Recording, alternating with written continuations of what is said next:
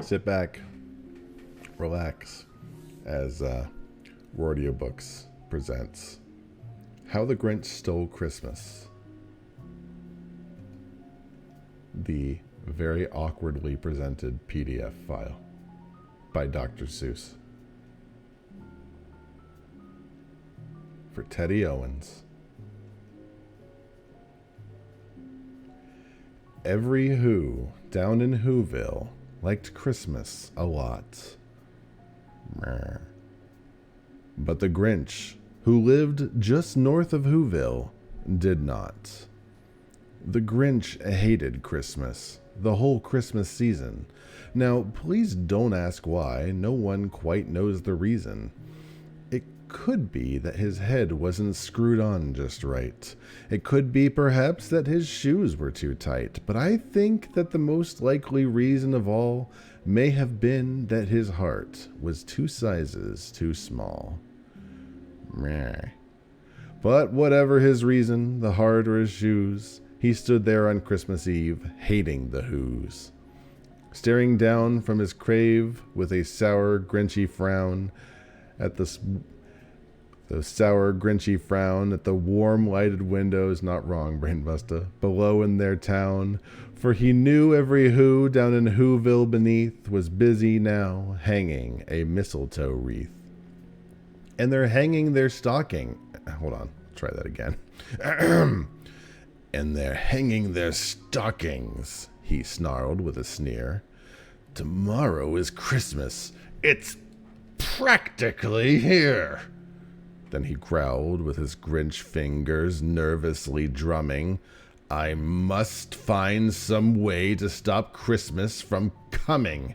For tomorrow he knew that all the Who girls and boys would wake bright and early. They rushed for their toys, and then, oh the noise, noise, noise.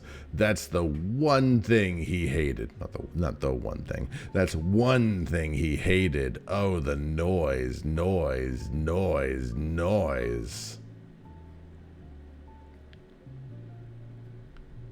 And then the Whos, young and old, would sit down to a feast.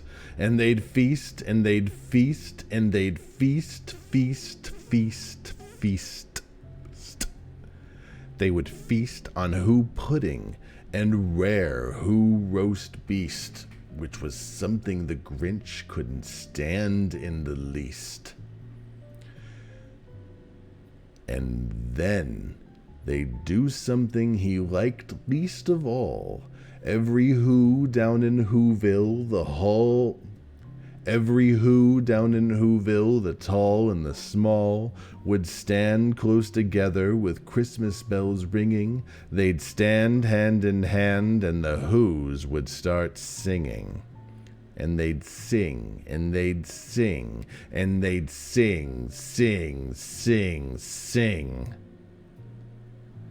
The more the Grinch thought of the Who Christmas sing, the more the Grinch thought, I must stop this whole thing. Why, for 53 years I've put up with it now.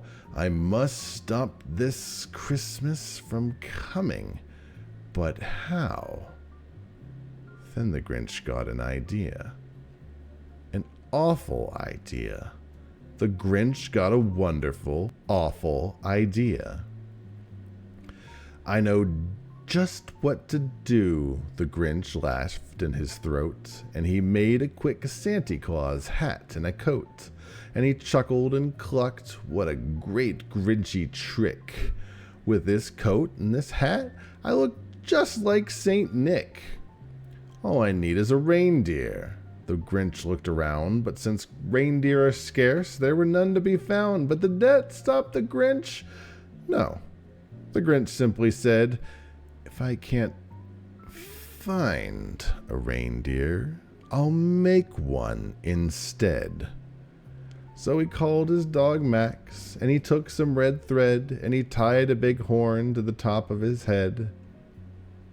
Then he loaded some bags and some old empty sacks on a ramshackle sleigh, and he hitched up old Max. Then the Grinch said, "Gap!" and the sleigh started down toward the homes where the Whos lay a snooze in their towns. All the windows were dark, quiet snow filled the air. All the Whos were all dreaming sweet dreams without care when he came to the first little house on the square. "This is stop number 1, the old Grinchy Claus hissed, and he climbed to the roof, empty bags in his fist.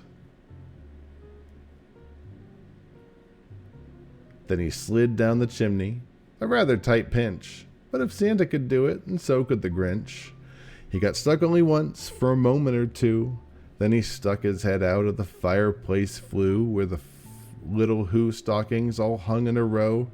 "These stockings," he grinned, "are the first things to go." Beat-a-boop.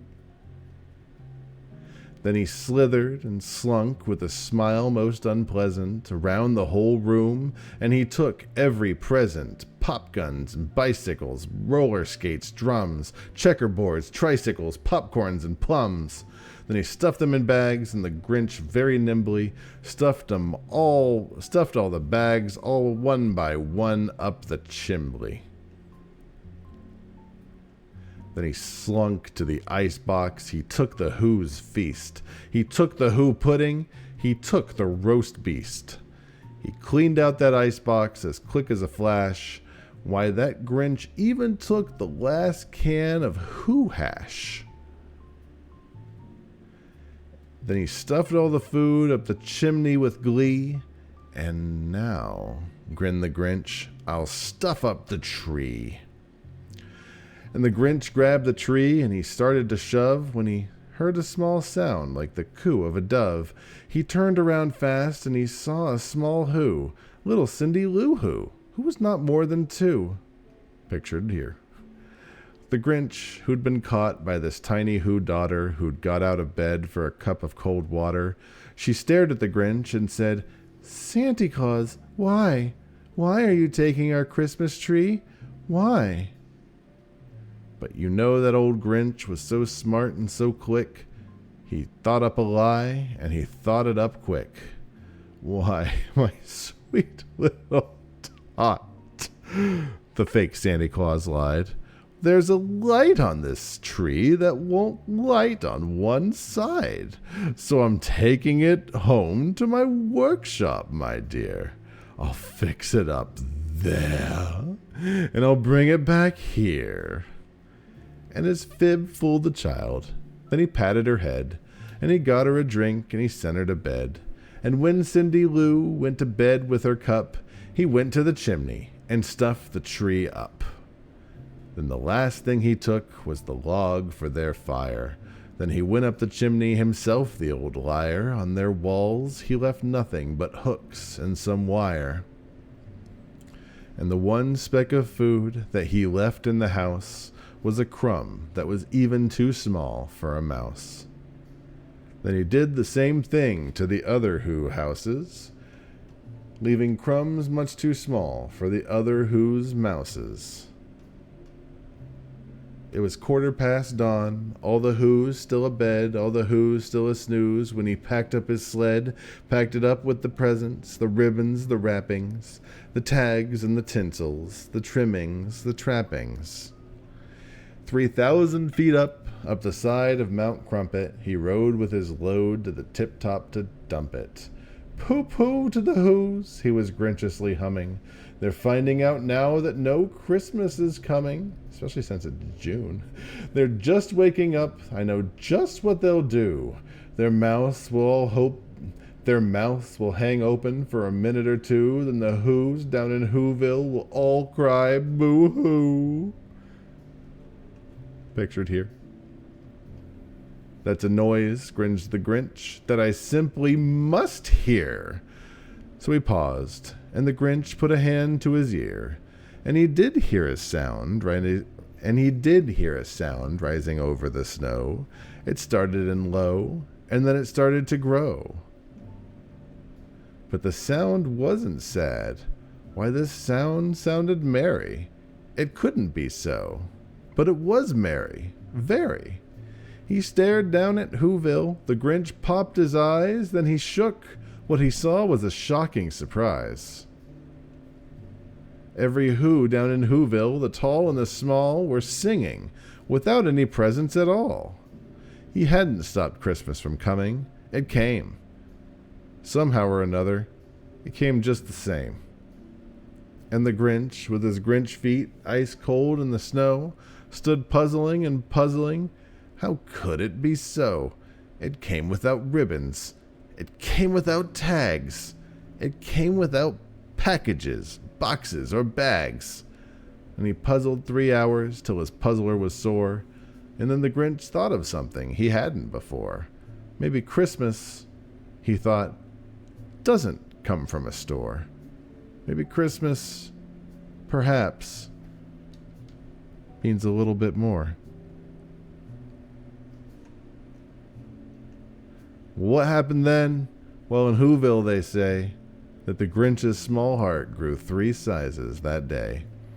And the minute his heart didn't feel quite so tight, he whizzed with his load through the bright morning light, and he brought back the toys and the food for the feast. And he, the Grinch himself, carved the roast beast. Merry Christmas, everybody.